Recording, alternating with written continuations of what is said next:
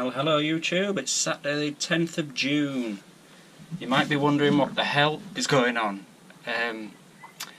but all will be explained. I mentioned my new camera equipment. I used it a little bit in the previous video, but I've actually got you mounted to a 30 litre potato bucket.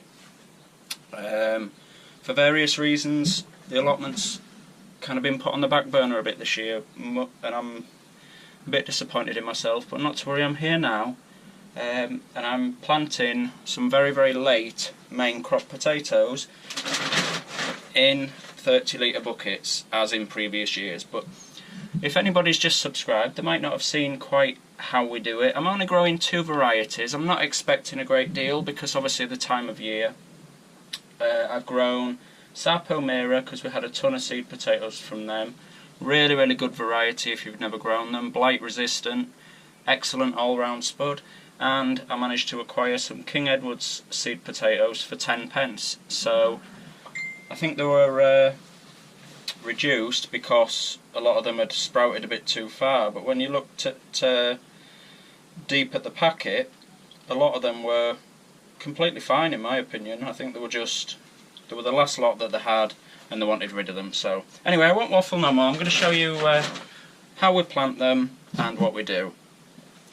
First, I mean, you can't see what I've got, but obviously I've got seed potatoes, some bloodfish and bone, and some multi-purpose compost. You can, if you wish to, also use chicken manure pellets. We had some good results with them, but I couldn't quite get hold of any unless I bought a great big 10 kilogram bucket, which I didn't want to do. So all I do first of all is put a nice layer of multi-purpose compost into the bucket like so.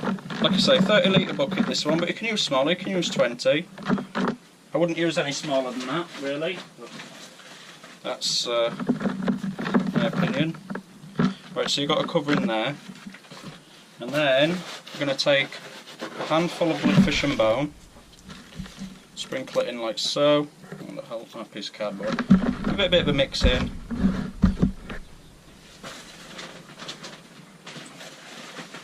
A little bit more compost on there.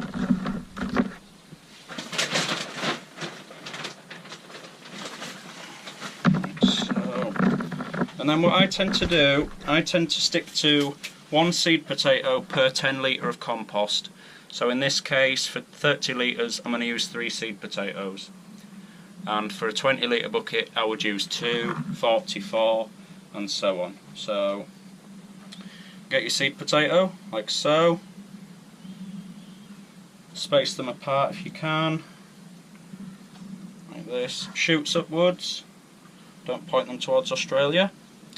Won't really achieve much. And then if you want a little sprinkle more of bloodfish and bone, not a great deal. And then all we're going to do is top it up with compost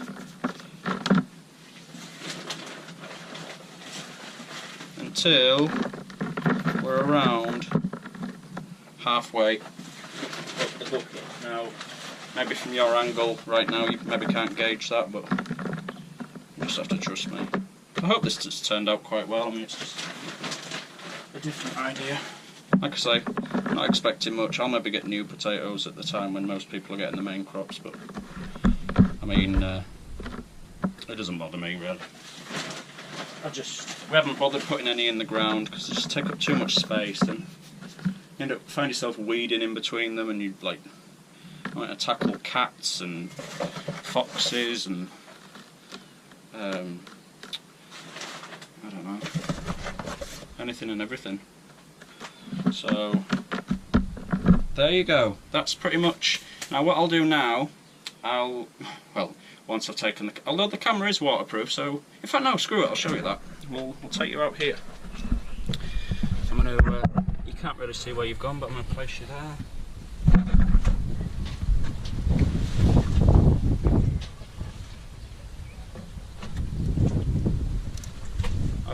Actually, let's go back inside. We're inside because of the wind. And now, just give them a good watering in. Because the camera's waterproof, I can do this. I'm not just living life on the edge. And then sticker label on them. And the good thing about these buckets is they have a lot of holes around the outer sides. So if you've never grown this method before, normally a lot of people do it. They place the bucket onto their allotment soil and burrow the soil around the holes, and the idea being that rather than just rely on the nutrients in here, in this compost, the bit of blood, fish and bone that I've given it, it will take nutrients from the soil without, and then so you've got the best of both really. They're a lot easier to harvest. You tend to get a lot less slugs, you know, keel slugs and things, and wireworm, which was a big problem for us last year. So yeah, they take extra nutrients from the ground that way. So give it a go. If you normally just stick them in the ground, give this a try, because it's a lot. Do it now. Tried and tested, and we had some good results. So yeah, try it out. I think if I remember rightly, I think we paid about £29 for 10 of these buckets on eBay. So have a search. If you can't find them locally, you can find them on the net. So cheers, guys. We have 5 Sarpo Mira buckets and 6 King Edwards buckets, all prepared. Obviously you'll see that they're not on the soil yet. I need to prepare a site for them. Just got a little bit of weeding to do, and then I'll work out an area where they're going to go. And then, but they've been watered in. They'll get establish some roots. It's more when they show signs of growth that they need to be burrowed around, and obviously as they grow I'll be topping up the compost until we get to the top of the bucket. So anyway, just a brief update for you guys. I've not done a great deal today, but I'm still here. Hopefully more updates to follow. I mean, the weather's not been particularly brilliant. I would do a walk around, but we've had absolutely terrible rain, so it wouldn't be very pleasant for me to do so today. Anyway, thank you for watching. If you like the videos, please subscribe and leave a comment. I love reading them and replying where I can. Cheers for watching. Take care. Bye for now.